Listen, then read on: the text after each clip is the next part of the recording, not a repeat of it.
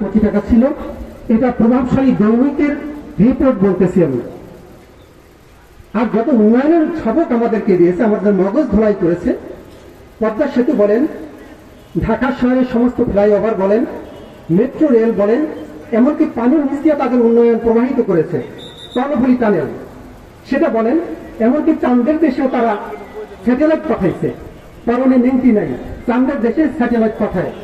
যতগুলো উন্নয়নের কথা বললাম, সমস্ত উন্নয়ন যদি আপনি যোগ করেন 2,38,000 কোটি টাকার বেশি কোনোভাবেই হবে না।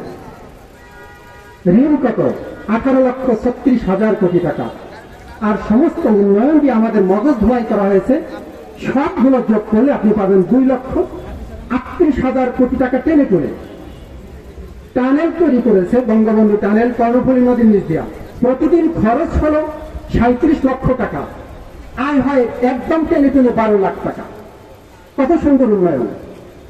এই উন্নয়ন তিনি করেছেন, খুব ভালো। তা বাকি টাকা গেল কোথায়? মোটা অঙ্কে যারা বড় বড় রাজক দল ছিল